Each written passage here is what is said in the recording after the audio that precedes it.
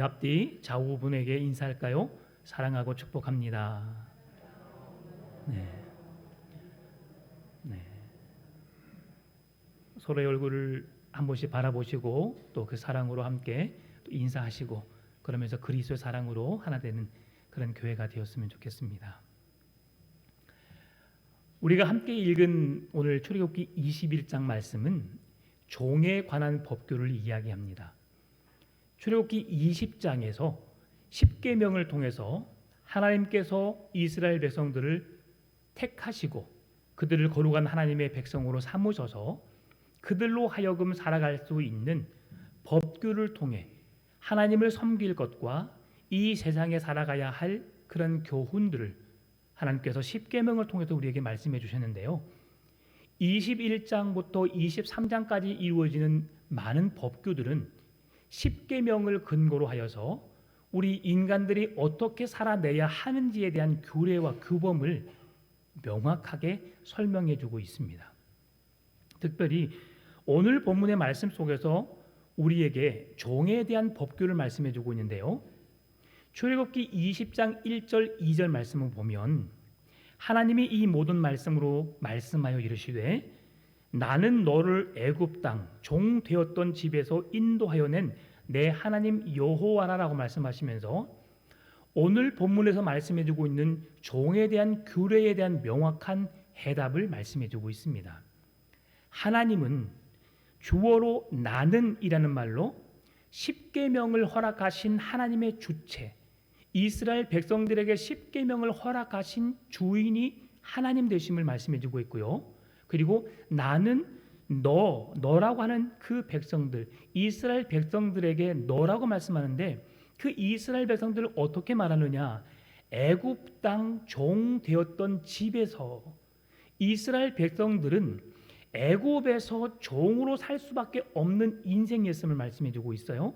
그러면서 종 되었던 너희들을 내가 인도하여 낸 하나님이다 라고 말씀해 주고 있습니다. 그래서 하나님과 인간과의 관계가 종과 주인의 관계임을 말씀해 주고 있어요. 그러면 오늘 본문에서 말씀해 주고 있는 종에 관한 법규를 말씀해 주고 있는데요.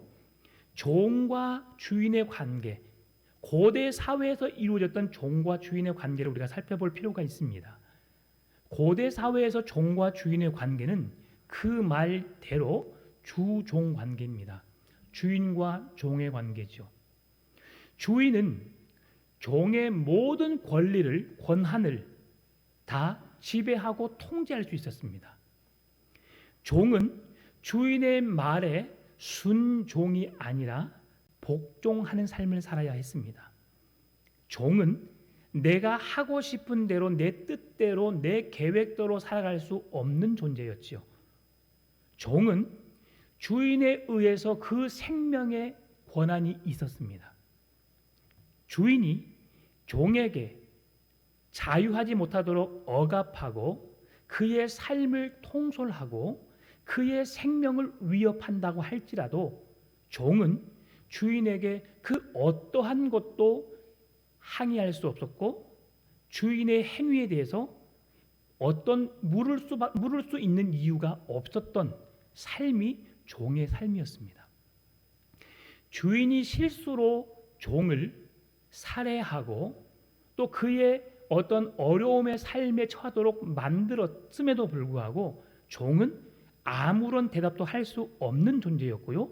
주인에 의해서 동물처럼 어찌 보면 동물보다 더 못한 인생을 살아갈 수밖에 없었던 존재가 고대 사회에서의 종의 모습이었죠. 그런데 하나님은 오늘 이스라엘 백성들에게 종이라고 말하는데요. 고대 사회에서 말했던 종의 관계와 하나님이 말씀했던 종의 관계가 다름을 말씀해 주는데요. 고대 사회에서는 주인과 종의 관계 속에서 계약을 체결할 존재가 되지 못했습니다. 그 계약은 노예로서 종으로서 내가 그를 받았다라고 하는 확인 문서만 있을 뿐이지 종과 나는 너의 주인이야 라고 계약을 맺거나 협약을 맺어서 종의 마음을 인정해주고 종을 종으로서 대우해주는 그런 인격적인 관계가 아니고 주인에게 속한 동물과도 같은 내가 언제든지 처리할 수 있고 죽일 수 있고 내보낼 수 있는 모든 권한이 주인에게 있었거든요. 그런데 오늘 하나님은 십계명의 20장 1절 2절에서 나는 너를 애굽의 종 되었던 집에서 인도하여 낸 여호와 하나님을 말씀해 주면서 하나님께서 종된 인간들과의 약속, 언약을 맺으시는데요. 계약을 통해서 하나님의 거룩한 백성임을, 그리고 종의 신분을 갖고 있지만 종이 아닌 하나님의 언약 백성으로서의 체결을 통해 너희들이 하나님의 선민으로서 어떻게 살아가야 할지를 하나님은 이스라엘 백성들에게 말씀해주고 있다고 하는 거예요. 그런데 고대 사회의 법이 워낙 힘을 갖고 이스라엘 백성들이 그 세상에 보여지는 그 종과 주인의 관계를 보다 보니까, 또한 그들의 신분이 애굽에서 종으로 살다 보니까 그들은 주인에게 귀족될 수밖에 없었고 주인의 힘에 의해서 살 수밖에 없었던 인생에 대해서 하나님은 바른 삶, 비록 너희들이 종이지만 종으로서가 아니고 어떤 윤리적인 책임, 권한을 갖고 살아가야 할 것을 말씀해 주는 것입니다. 따라서 하나님은 이스라엘 백성들에게 종이라는 호칭을 사용하긴 하시지만 그들을 인격적으로 대하시면서 언약 관계를 체결하시는 그런 종을 인격적으로 사람으로서 하나님의 존귀한 형상으로 만드신 창조물에 대한 창조주의 권한을 가지고 그 백성에게 인간다운 삶을 살 수 있도록 권한을 부여하시는 것을 우리에게 보여주고 있다고 하는 겁니다. 오늘 본문의 1절 말씀 보게 되면 내가 백성 앞에 세울 법규는 이러하니라 라고 말합니다. 여기서 말하는 법규는 일반적인 의미에서 법을 말하여서 우리가 법에 지배받고 법에 구속받을 수 있는 그런 일반적인 법을 말하는 것이 아니고요. 규정되어진 법의 권한 안에서 우리가 마음껏 생활하고 행동하고 자유함을 누리며 살아가야 할 인간으로서의 존엄성을 가지고 누려야 할 권리를 당연히 누리며 살아야 할 것에 대해서 말씀을 해주고 있다고 하는 겁니다. 따라서 고대 근동 지역에서 노예 제도는 매우 보편적인 것이었거든요. 그래서 그들로 하여금 종으로 노예로 살게 되면 전혀 자유함이 없었습니다. 그러한 인생 가운데 인간으로서 하나님이 만드신 창조물로서 피조물로서 살아가야 할 그들의 인간적인 대우를 누리며 모든 사람들이 평등하게 살아가는 그 인생임을 말씀해 주고 있는데요. 왜 그렇게 했느냐? 그렇게 하나님이 대우했음에도 불구하고 이스라엘 백성들이 종이 될 수밖에 없었던 이유를 말씀해 주는데, 하나님께서 이스라엘 백성들에게 이제 조금 더 뒤에 계속 이어지게 되면 출애굽의 과정 속에서 하나님의 12지파를 통해 일하시는 모습을 우리에게 보여주거든요. 아브람과 이삭과 야곱, 그리고 12지파를 창세기에서 우리에게 말씀해 주셨잖아요. 그리고 지금 12지파가 함께 광야의 길을 걷고 있어요. 그런데 그들에게 그 지파대로 그들의 분깃대로 그들에게 필요한 만큼의 분깃을 다 허락해 줬습니다. 나누어 주었고요. 레위 지파만 하나님의 성전에서 그 백성들이 드리는 11조를 통해서 그 드려지는 제사를 통해서 얻어지는 이익금으로 먹고 마시고 살 수 있도록 그들의 길을 허락해 주셨고요. 나머지 지파들은 온전히 자기들의 분깃을 통해서 먹고 마시고 일함으로 노력해내므로 지켜낼 수 있는 역량을 분명히 주셨습니다. 그런데 우리 안에서 우리에게 받은 분깃을 잘 이어받아서 활용하고 더 많은 이익을 내고 모든 백성들이 굶주리지 않을 만큼 살아내는 백성들도 있었고요. 그러나 어떤 백성들은 자기에게 주어진 것을 그냥 다 써버리고 더 이상 내 가정을, 내 나라를 세울 수 있는 역량이 되지 않아서 어쩔 수 없이 부자들에게 내가 당신의 종으로 살겠습니다고 하는 백성들이 많아졌다고 하는 거죠. 그러다 보니까 고대 사회에서 이루어지는 종의 제도가 이스라엘 안에도 생겨나게 된 거예요. 하나님은 이스라엘 백성, 선민을 선택하셔서 그들로 하여금 동일하게 모두가 다 하나님의 종으로서 하나님의 백성으로 살게 하셨는데, 그들에게 주어지는 분깃을 기업들을 제대로 누리지 못하고 그것을 잘 보관하고 이루어가지 못함으로 인해서 종으로 살 수밖에 없었다는 거죠. 그러면 하나님은 그들이 종으로 살 것을 원하지 않았음에도 불구하고 종으로서 삶을 살아가고 있는 그들에게, 그래서 21장부터 23장은 십계명에 근거한 하나님의 언약 백성으로서 어떻게 살아가야 할지를 계속해서 말씀해주고 있다고 하는 거죠. 그러니까 종이지만, 종의 신분으로 살아가지만 하나님의 언약 백성으로 살아가야 할 것을 우리에게 말씀해주고 있다고 하는 겁니다. 이 모습 속에서 우리가 살펴볼 게 뭐냐면 오늘 본문의 2절이거든요. 내가 히브리 종을 사면 그는 6해 동안 섬길 것이요 7째 해는 몸값을 물지 않고 나가 자유인이 될 것이며 라고 말하죠. 2절부터 6절까지는 남종에 대한 말씀을 합니다. 그리고 7절부터 11절까지는 여종에 대한 말씀을 하시거든요. 그런데 남종에게 있어서 6년 동안은 그 주인을 위해서 열심히 일을 하지만 7년째는 자유인의 몸이 될 것을 말씀해 주고 있어요. 이것이 바로 하나님께서 정하시는 안식일에 대한 개념을 안식년에 적용하는 겁니다. 6일 동안 세상을 창조하시고 제7일째 하나님 여호와의 안식일인즉 모든 집에 있는 창조된 사람, 가축, 고아, 과부, 나그네, 그 집을 찾아오는 객이라도 모두가 다 쉴 것을 말씀해 주고 있어요. 이 원리 속에서 7년이라는 제도 속에서 6년은 일을 하고 7년째 안식일을 맞이하는 노예 제도를 만드신 거예요. 그래서 노예로 살다가 7년째 되는 해에 내가 노예로서의 자유함을 누리게 되는 겁니다. 그런데 무엇을 말씀해 주냐면 이들에게 있어서 그 종을 어떻게 합니까? 7째 해에는 몸값을 물지 않고 나가 자유인이 되게 하라고 말씀하잖아요. 종으로 내가 농가를 부리고 있다가 그 종이 떠나가게 되면 종의 자리가 큽니다. 그런데 하나님은, 성경은 그에게 안식년을 두어서 그에게 자유인의 몸의 삶을 살라고 말씀해 주고 있어요. 왜 그렇게 하시는가? 신명기 15장 18절 말씀 보면 이렇게 말씀합니다. 그가 6해 동안에 품꾼의 삭세 배나 받을 만큼 너를 섬겼은즉 너는 그를 놓아 자유하게 하기를 어렵게 여기지 말라. 그리하면 내 하나님 여호와께서 내 범사에 내게 복을 주시리라. 여러분, 우리가 복을 받는 비결을 말씀해 주고 있는데요, 그것은 철저하게 하나님의 말씀에 순종하는 삶, 그 말씀의 법을 따라 살아내는 삶을 살아갈 때에 하나님은 복을 주신다고 말씀해 주고 있어요. 그들이 종으로서 그 집에 들어와서 살게 되면서 종에게 부여할 품삯보다 그 배가 되는 은혜를 너의 가정에 부어 주었고, 그러면 그 종을 통해서 풍족한 은혜를 누리게 되었는데, 종을 보냄으로 인해서 너희 가정이 더욱더 그 전에 누렸던 복을 누리지 못하는 가정이 아니라 내가 너의 가정을, 종이 없는 너의 가정을 책임져 주겠다.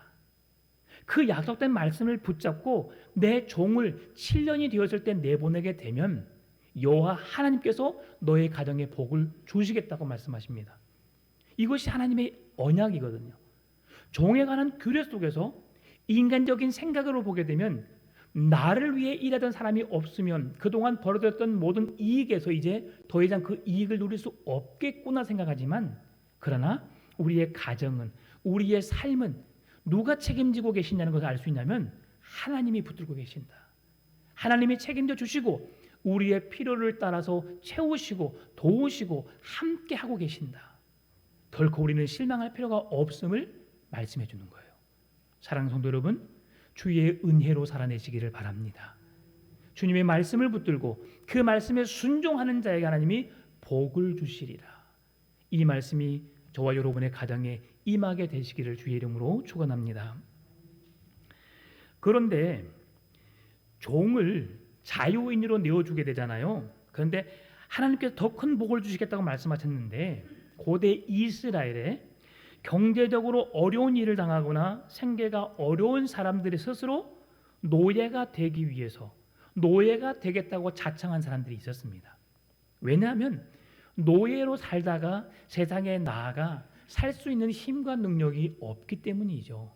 그래서 그들이 노예가 될 수밖에 없었던 것은 뭐냐면 다른 사람에게 빚을 졌는데 빚을 갚지 못했거나 다른 집의 물건을 훔쳤는데 갚을 능력이 없거나 아니면 스스로 자원해서 내가 당신의 종이 되겠습니다라고 고백한 자에 한해서 종이 될 수 있었는데요.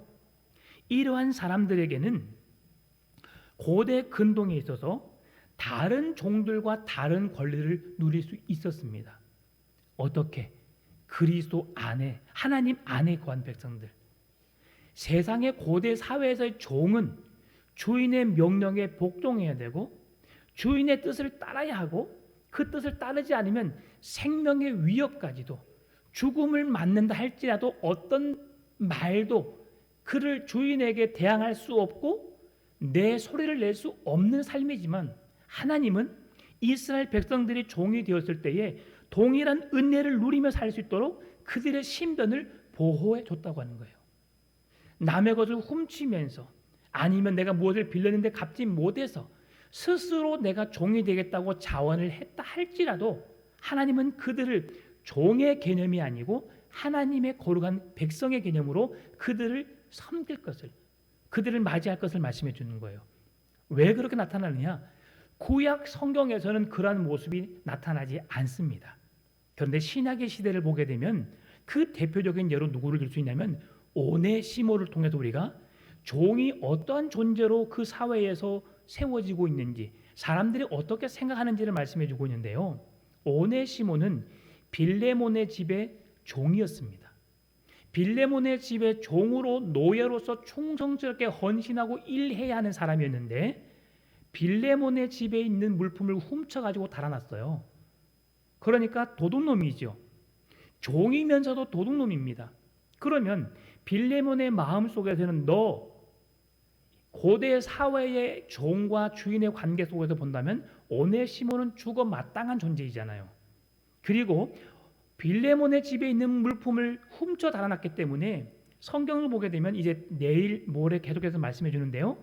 훔쳤을 경우에는 2배, 4배, 5배 아니면 20배까지 물어야 되는 그런 법적인 절차를 통해서 보상을 해줘야 했습니다. 그리고 그 집엔 노예였기 때문에 노예로서의 그 연수를 채우지 못했기 때문에 그 가정에 와서 종으로서 살아야 될 상황이었어요.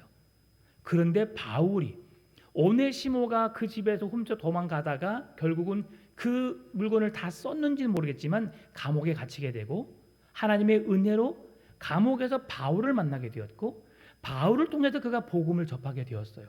그리고 훈련하여서 그가 더 이상 죄의 종으로서 훔친 자로서의 인생이 아니라 하나님의 사랑의 빚진 자로서 그 사랑을 전할 수 있는 능력 있는 복음의 증인으로 바울이 훈련시켜줬고 세워졌습니다. 그러면서 다시 빌레몬의 집에 보낼 때에 어떻게 말했냐면 너의 종 오네시모를 받으라고 말하지 않습니다. 그리스도 안에서 한 형제된 오네시모를 받으라라고 말하는 거예요. 그렇게 말씀해 주고 있어요. 그러면서 종에 대한 개념이 그리스도인들에게 하나님의 언약 백성, 하나님의 계약 속에 체결된 백성들의 삶은 주인과 종의 관계는 하나님과 백성 외에는 인간 세상에서 주인과 종의 개념이 아니라 어떤 사람은 있을 수도 있고 어떤 사람은 없을 수도 있고 어떤 사람은 많이 배울 수도 있고 못 배울 수도 있고 그러나 차별하거나 구별하거나 인격적인 대우를 받지 못하는 인생을 살지 못하도록 하나님께서는 그리스도 안에서 한 형제요 자매요 거룩한 하나님의 언약 공동체라는 사실을 말씀해 주고 있다고 하는 거예요. 그래서 고대 사회는 주인과 종의 관계가 철저했지만 하나님은 이스라엘 백성들에게 십계명을 통해서 그리고 그들이 어쩔 수 없이 하나님께서 복으로 주신 것을 다 써버리고 누려버리고 탕진해서 종의 삶을 살고 있지만 너희들의 본질은 종의 신분이 아니고 하나님의 거룩한 언약 백성들로서 동일한 존재다. 함께 하나님의 사랑을 누리고 그 은혜 속에 누려야 할, 은혜 속에 살아가야 할 백성이라는 사실을 계속해서 말씀해 주고 있다고 하는 것입니다. 따라서 오늘 2절에서 말씀해주고 있는 이 종의 관계를 3절, 4절, 5절, 6절에서 어떻게 대처해야 될지를 말씀해주고 있는데요. 3절에서 만일 그가 단신으로 왔으면 단신으로 나갈 것이요 장가 들었으면 그의 아내도 그와 함께 나가려니와 라고 말합니다. 그 주인의 집에 종이 들어갑니다. 종으로서의 그 주인의 가정을 섬기기 위해 들어가는데 혼자 내가 그 가정에 들어갔으면 6년이 지나고 7년의 안식년을 맞이할 때도 혼자 나와야 합니다. 내가 가정을 이루고 그 집에 종으로 들어갔으면 가정을 그대로 데리고 나와야 합니다. 그런데 만약 그 주인이 혼자 그 집에 종으로 들어갔지만 그 주인이 그를 귀히 여기고 그를 이뻐하여서 그에게 여인을, 아내를 맞이하게 했어요. 그리고 그곳에서 종으로 살다가 자녀를 낳고 행복하게 살고 있었음에도 불구하고 6년이 지나고 7년이 되었을 때는 그는 혼자 몸으로 나와야 됐습니다. 참 못마땅하고 왜 이런 법이 있을까라고 생각하지만 그것은 하나님의 언약법에 체결된 공식이었어요. 그렇게 해야만 했습니다. 그래서 무엇을 말씀해 주냐면 4절에서 만일 상전이 그에게 아내를 주어 그의 아내가 아들이나 딸을 낳으면 그의 아내와 그의 자식들은 상전에게 속할 것이요 그는 단신으로 나갈 것이로되 라고 말씀했잖아요. 그러면 이것을 내가 나 혼자 못 나가겠어. 그렇게 하면서 그 종이 주인에게 이렇게 행한 행동이 있습니다. 5절 6절입니다.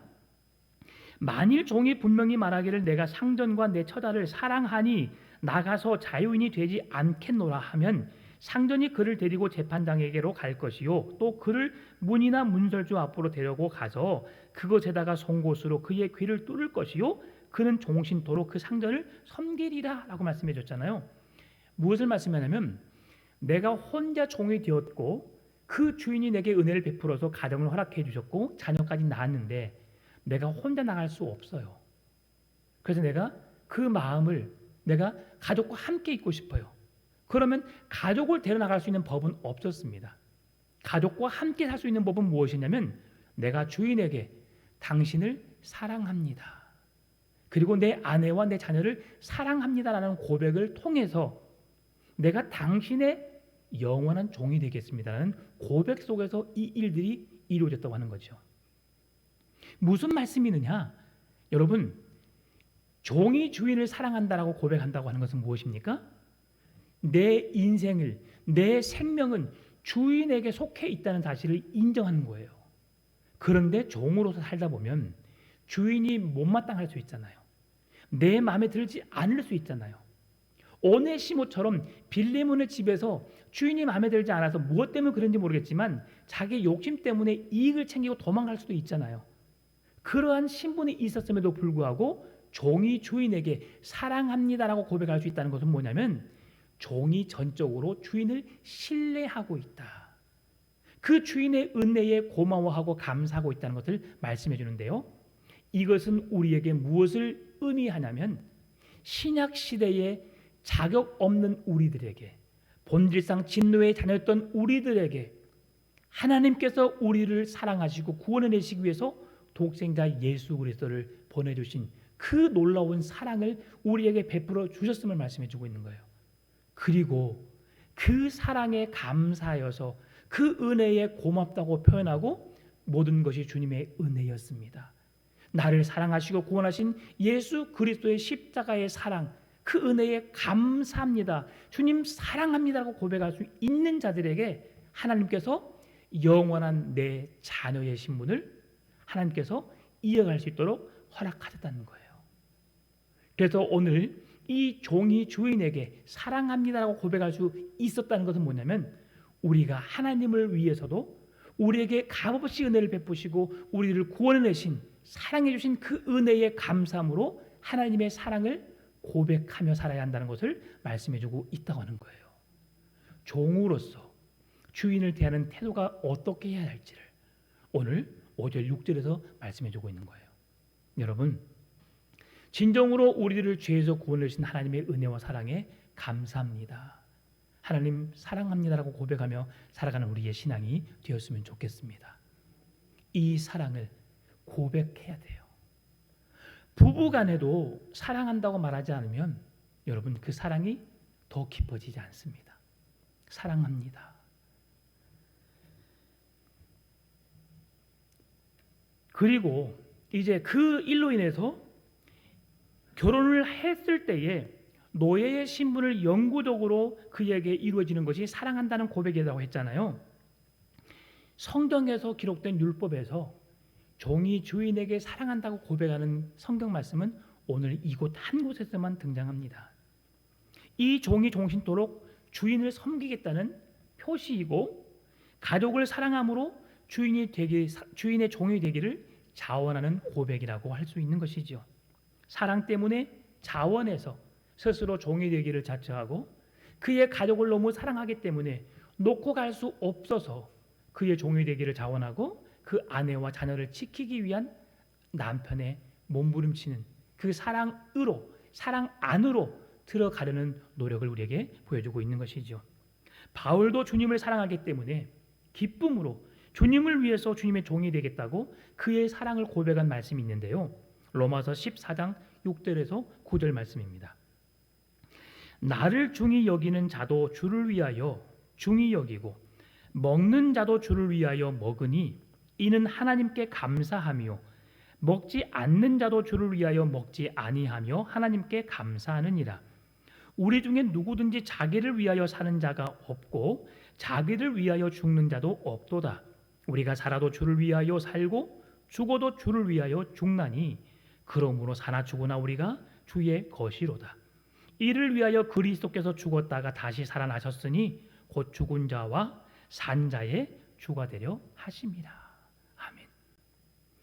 바울이 하나님의 사랑을 누리지 못했을 때는, 그 사랑을 경험하지 못했을 때는 하나님의 백성 그리스도인들을 핍박하고 그들을 잡아 죽이기 위해서 혈안이 되어서 그들의 모이는 자리, 모이는 장소에 찾아가서 힘으로 권력으로 그들을 지배하고 다스리려고 그들을 괴롭혔던 자가 하나님의 사랑에 귀속되고 하나님의 사랑과 그 은혜를 누리게 되니까 내가 살아도 죽어도 주를 위해 살아가는 인생으로 바뀌게 되는 모습을 우리에게 말씀해주고 있는 거예요.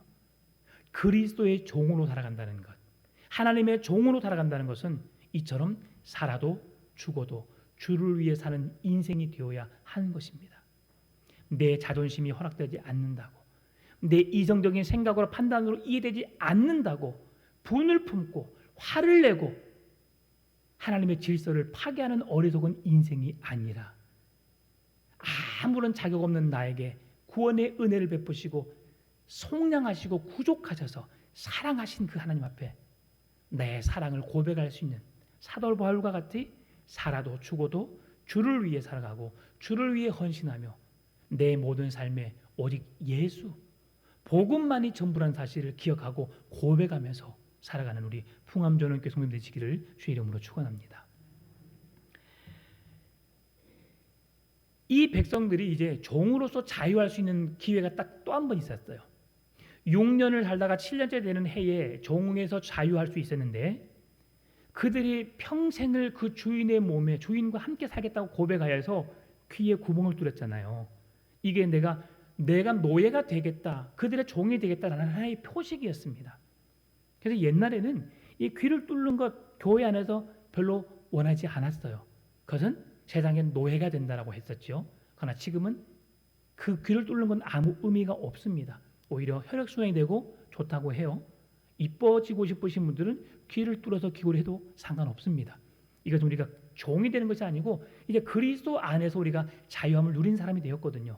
그런데 그들에게 있어서 희년 제도가 있었어요. 희년 제도. 50년에 한 번 오는 제도거든요. 그래서 50년 해가 되었을 때에 안식연을 7번 6년 동안 일하고 7년째 되는 해에 자유인이 될 수 있었는데 그 자유인이 되지 않고 내가 주인에게 귀속되어서 주인을 위해 섬기겠습니다, 주인을 사랑하겠습니다라고 했던 사람들에게도 자유할 수 있는 기회가 있었는데 희년이라고 하는 50년 만에 한번 찾아오는 그 날, 그들은 50년째 되는 해에 자유인이 될 수 있었어요. 그의 가족 전체가 다. 그리고 또 한 가지 그들이 종에서 자유할 수 있는 기회가 있었는데요. 그들이 섬기고 있는 주인이 죽음을 맞이하게 되면 그들은 언제든지 자유할 수 있는 몸이 되었다고 하는 거죠. 그래서 그들이 자유할 수 있는 기회가 두 가지, 희년을 통해 세 가지죠. 안식년, 7년째 되는 해, 그리고 50년째 희년이 되는 해, 그리고 마지막 주인이 죽었을 때 그렇게 누릴 수 있었다고 하는 거죠. 7절부터 이어지는 11절 말씀은 이제 여종에 관한 법을 말씀해 주고 있습니다. 7절 말씀을 함께 볼까요? 사람이 자기 딸을 여종으로 팔았으면 그는 남종과 같이 나오지 못할지며 라고 말합니다. 남종은 6년이 지나고 7년이 되는 해에 자유인이 될 수 있다고 말합니다. 그런데 여성은 7년이 되었어도 자유인이 되지 못한다고 말합니다. 어찌 보면 남여의 성적인 차별을 통해서 여자를 그렇게 바라보고 있지 않나라고 생각해 볼 수 있어요. 성경을 보더라도 여자들의 존재는 그렇게 썩 귀한 존재가 되지 않았습니다. 이스라엘 백성들을 계수할 때에 장정만 몇만이었더라. 성경을 보게 되면 12지파대로 그들을 계수하는 숫자가 장정만입니다. 그것은 남자, 건장한 남자만. 신약의 성경을 보더라도 예수님께서 오병이어의 기적을 이루실 때에도 남자만 5,000명이었더라, 3,000명이었더라고 주님께서 말씀해 주고 계세요. 그 시대 속에서 여자들의 존재는 힘이 없는 연약한 존재였음을 말씀해 주고 있고요. 남성이 아니고서는 그들은 살 수 없었던 존재였잖아요. 남편이 없으면, 아니면 아들이 없으면 그 세상에서 존대받지 못하고 살아갈 수 있는 힘과 능력이 없었던 존재가 여성이었습니다. 그래서 여성들을 성차별하여서 7년이 되는 해에 그들을 자유인으로 내어주지 않았던 것이 아니고요. 그들이 7년이 되어서 자유인으로 살아갈 수 있도록 그들에게 기회를 주면 그들이 살아갈 수 있는 삶의 방식이 단 한 가지밖에 없었다고 성경학자들은 말해주고 있어요. 그게 뭐냐? 내가 열심히 수고하고 땀 흘려 일한다고 먹고 살아갈 수 있는 세상이 펼쳐졌던 것이 아니고 그들이 단지 몸을 팔아서만 그들의 생명을 유지할 수 있었다는 것을 말씀해주고 있어요. 그 대표적인 예가 기생 라합입니다. 그가 혼자서 기생으로서 살아갈 수 있었던 그 인생 속에서 그의 삶을 유지할 수 있었던 이유는 자기의 몸을 팔아 생명을 연장할 수밖에 없었다는 것을 보여주고 있는데요. 그래서 하나님은 여성으로서 하나님이 만드신 창조물로서 그 인격적인 대우를 받게 하시기 위해서 여성에게 특별한 은혜를 주신 거예요. 그를 연약하기 때문에 그를 보호하는 관점에서 주인에게 귀족될 때에 그 여인은 사람으로서의 생명을 가지고 그 놀라운 은혜를 누리며 살 수 있었기 때문에 그렇게 그의 삶을 이끌어 가셨다는 것입니다. 따라서 오늘 또한 8절에 보게 되면 만일 상전이 그를 기뻐하지 아니하며 상관하지 아니하면 그를 속량하게 할 것이나 상전이 그 여자를 속인 것이 되었으니 외국인에게는 팔지 못할 것이요. 이 말씀은 한 주인이 한 남자가 한 여인을 노예로 종으로 샀어요. 그런데 이 종으로 샀는데 종이 마음에 들지 않아요. 그래서 그 종을 버리고 또 다른 여인을 아내로 취하는 상황을 말씀해 주고 있거든요. 여러분, 남자는 종 노예의 개념으로도 하나님께서 말씀하고 계시는데요. 여성은 어떤 제도를 말씀하시냐면 오늘 9절의 말씀 보니까 만일 그를 자기 아들에게 주기로 하였으면 그를 딸같이 대우할 것이요 라고 말합니다. 이 여자는 종으로 팔려가지만 결혼의 제도 속에서 내가 만약에 주인이라면 내가 그 여인을 종으로 맞이하면 나의 아내로 맞이하든지 아니면 내 아들에게 주는 며느리로 맡든지 해야 됩니다. 근데 그 여인이 종으로 팔려갈 수 있는 조건이 있었는데요. 미성년자일 경우에는 그가 그 집으로 팔려갈 수 있었어요. 그러면 주인의 아내로 삼는다는 것은 미성년자이기 때문에 거의 있을 수 없는 일이겠잖아요. 그래서 대부분 그의 아들의 며느리를 삼았던 것으로 보입니다. 그런데 내가 성숙한 여인이라고 할지라도 내가 아무나 그 집에 종으로 들어갈 수 없었음을 말씀해 주고 있어요. 단 미성년자일 경우에만 들어갈 수 있었고 성숙한 여인들은 들어갈 수 없음을 말씀해 주고 있습니다. 그렇게 있었는데 남편이 그 여자에게 책임을 져야 했습니다. 10절의 말씀 보면 아내에게 뭘 줘야 되느냐? 만일 상전이 다른 여자에게 장가들지라도 그 여자의 음식과 의복과 동침하는 것은 끊지 말 것이요라고 말합니다. 내가 여자를 사랑했어요. 그리고 내 아내를 맞이했습니다. 그런데 이 아내가 싫어서 이 아내를 포기하고 둘째 여인을 맞이했어요. 그렇게 해서 첫째 부인을 버릴 것이 아니고 그에게 먹을 것과 입을 것과 그녀와 동침할 것을 말씀해 주고 있어요. 이것이 성경적인 것입니다. 여러분, 오늘날 부부가 사이가 좋지 않아서 각방을 쓰고 따로따로 생활하는 부부가 많습니다. 자녀 때문에 이혼하지 못하는 그런 가정들이 많이 늘어나고 있는데요. 여러분, 남자는 여자에게 남자로서 행해야 할 최선의 것을 행하라고 말씀해 주는데요. 먹을 것, 입을 것, 그리고 그와 함께 동침을 통해서 부부가 누리는 사랑을 누릴 수 있는 그런 행복의 자리를 함께 만들어 갈 것을 말씀해 주고 있어요. 이것이 가정입니다. 이것이 가정 안에 회복되어야 돼요. 왜? 여러분, 부부가 사랑한다고 말하지 않으면 사랑은 오래 갈 수 없습니다. 나이 드신 분들 정으로 산다고 하잖아요. 그런데 사랑을 고백해야 돼요. TV 프로를 보니까 92살 되시는 어르신이 한 번도 자기 아내에게 여보라고 말해보지 않았대요. 어이 거기 누구 이렇게 말했다고 하더라고요. 근데 그 TV에서 한 번 말하려고 했는데 입이 잘 고백이 안 돼요. 근데 조금 있다가 어이 여보 하니까 그 부인이 확 웃더라고요. 50년을 넘게 두 분이 살았는데 그 여인이 15살에 시집 왔대요. 그 남편에게 여보라고 하니까 사랑한다는 말도 아니잖아요. 그 여보라고 하는 말 들으니까 마음에 회복이 되는 거예요. 우리 풍암 전원교회는 여보 다 부르고 계시죠? 거기다 하나 더 보태서 사랑해, 사랑합니다. 나는 당신밖에 없어. 하트를 뿅뿅뿅 쏟으시면서 그 사랑으로 행복하게 보내시길 바라요. 이것이 그리스도 안에서 아름다운 행복한 가정을 누려야 할 모습임을 말씀해 주고 있어요. 가정뿐 아니라 우리 교회 자체가 종이나 자유자, 어떤 주인, 귀족 관계, 힘의 권세 관계 속에서 힘의 구도 속에서 누구는 인정받고 대우받고 존중받고 어떤 사람은 무시받는 관계가 되어서는 안 될 것을 말씀해 주고 있는 거예요. 우리 모두는 하나님 안에서 동등한 존재입니다. 엄지손가락, 검지, 중지, 약지, 새끼손가락 다 달라요. 우리의 서로 다름을 인정해 줘야 합니다.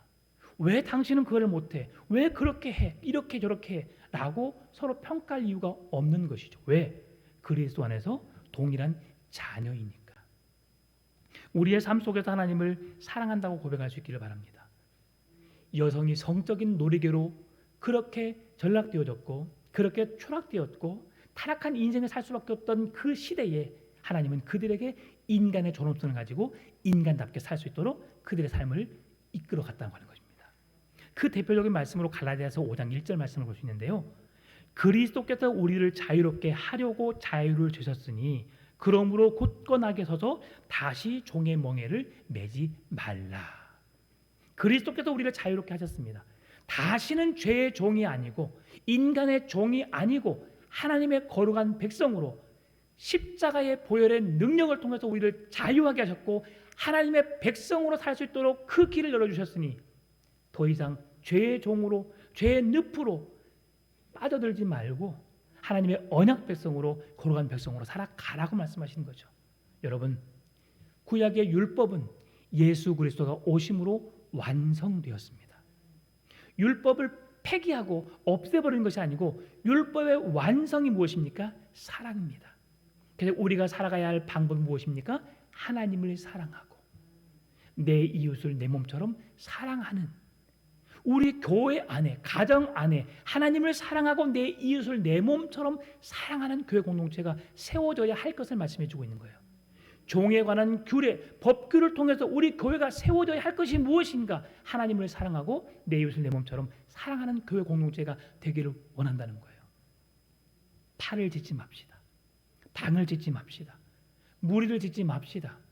우리 모두는 그리스도 안에서 하나입니다. 그것이 하나님 우리에게 주신 약속이고 그 말씀의 계명을 따라 살아가야 하는 것이죠.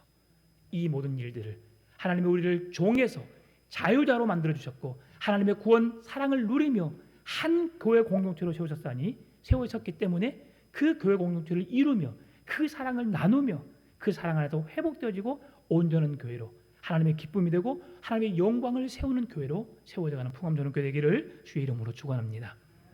참 좋으신 아버지 하나님 감사합니다. 우리를 사랑하셔서 종의 신분 속에서 하나님의 언약 백성으로 삼아주시고 거룩한 하나님의 백성으로 살게 하여 주신 하나님, 그 온전한 뜻을 이루며 나의 삶을 통해 하나님의 사랑이 나타나게 하여 주시고 내 이웃을 내 몸처럼 사랑함으로 주의 영광을 위해 살아가는, 주의 영광이 이 교회 위에 나타나는 온전한 교회로 세워지는 풍암전원교회가 우리의 가정과 우리의 삶이 될 수 있도록 주님 인도하여 주옵소서.